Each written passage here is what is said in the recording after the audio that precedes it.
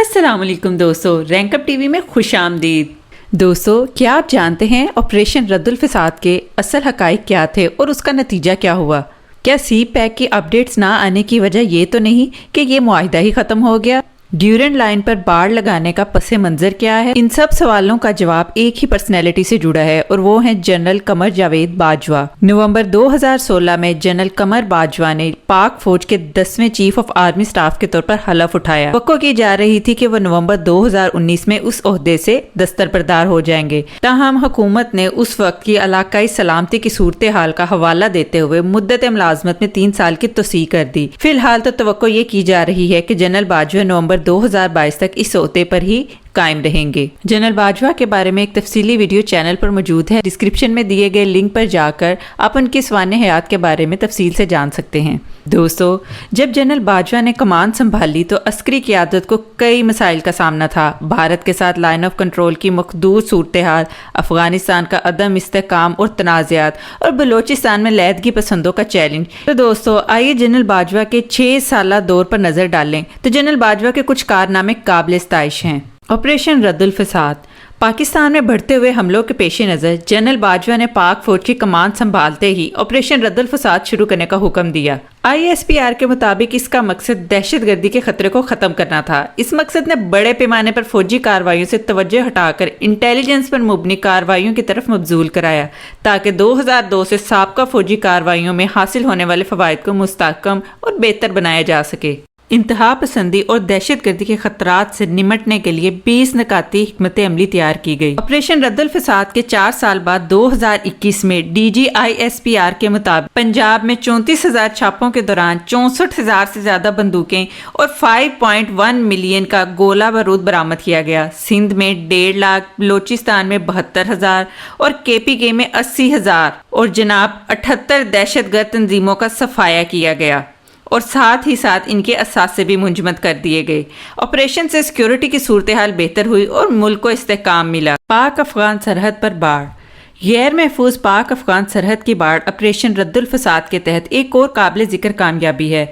बैनुल-अक़वामी सरहद पर सिक्योरिटी की सूरत हाल को मजबूत बनाने के लिए पाकिस्तान अफगानिस्तान सरहद पर बाड़ लगाने का काम 2017 में शुरू हुआ। हुकाम के मुताबिक 2600 किलोमीटर सरहद पर दीवार की गई थी, बाकी 21 किलोमीटर इस साल मुकम्मल हो जाएगी। कांटों भरी इस दोहरी बाड़ में निगरानी के कैमरे और इंफ्रारेड डिटेक्टर नस्ब किए गए हैं, जो कि पाकिस्तान की जानिब से 11 फीट और अफगानिस्तान की जानिब से तकरीबन 4 फीट बुलंद हैं।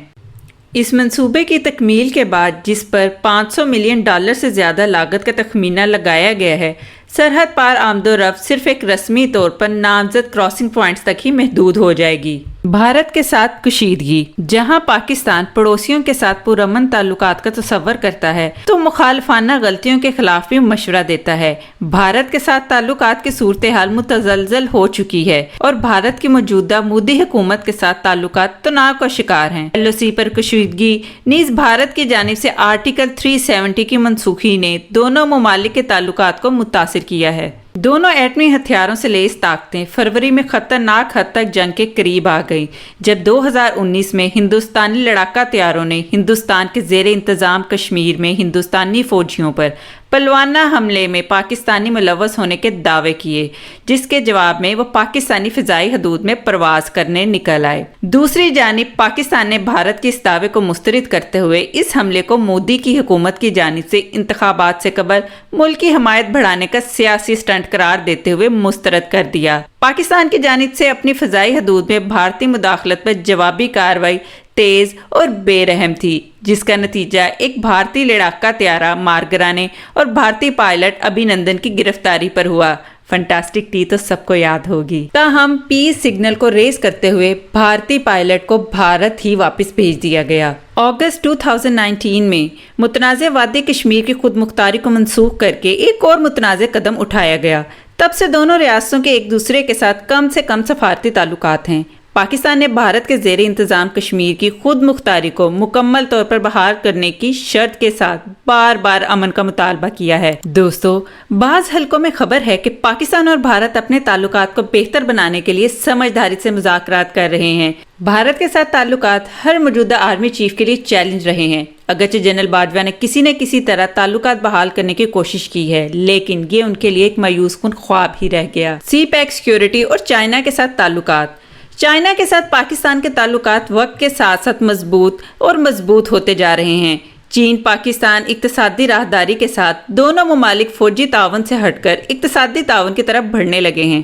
پاکستان اور چین نے $50 بلین کی شراکت داری پر دستخط کیے، جس میں انفراسٹرکچر کی ترقی، توانائی میں تعاون اور گوادر بندرگاہ کی تعمیر سمیت دیگر امور شامل ہیں۔ اب تک اس منصوبے نے ہر طوفان کا مقابلہ کیا ہے۔ اقتصادی زونز کی تعمیر اور بین الاقوامی اور مقامی سرمایہ کاروں کو فروغ دینے پر موجودہ حکومت کے زور نے اسے دوسرے مرحلے میں داخل کر دیا ہے۔ چینی انجینئرز کی حفاظت کی ضمانت ہو، دشمن ایجنسیوں کے منصوبے، علیحدگی پسندوں کی طرف سے رکاوٹوں اور بڑھتی ہوئی دھمکیوں کے باوجود سی پیک کی حمایت میں ملک کی مدد جاری رکھی۔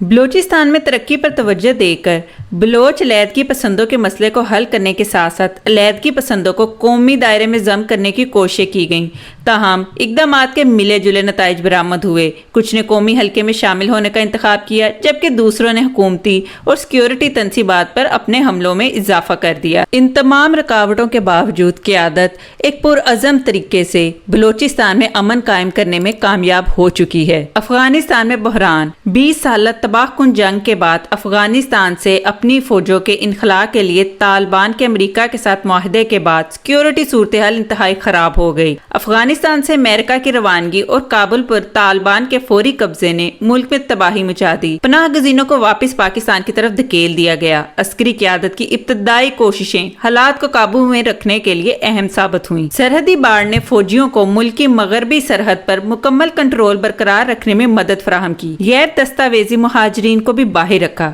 پاکستان مشکل حالات میں افغانستان کے ساتھ کھڑا ہے اور عالمی برادری پر زور دیا ہے کہ وہ افغان عوام کی موجودہ انسانی آفت میں مدد کرے۔ پاکستان کے لیے مغربی سرحد پر باقی ماندہ خطرات سے نمٹنے کے لیے صبر اور مضبوط قیادت کی ضرورت ہے، جو کہ جنرل باجوہ نے انتہائی ماہرانہ اسٹریٹجی کے تھرو فراہم کی۔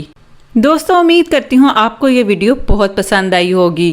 اگر پسند آئی ہو تو لائک کیجیے گا اور کمنٹ میں اپنی آراء کا اظہار ضرور کیجیے گا۔ چینل کو سبسکرائب کیجیے اور بیل آئیکن کو ہٹ کرنا تو بالکل مت بھولیے گا، تاکہ لیٹسٹ ویڈیوز کی اپڈیٹس آپ کو ملتی رہیں۔ شکریہ۔ اللہ حافظ۔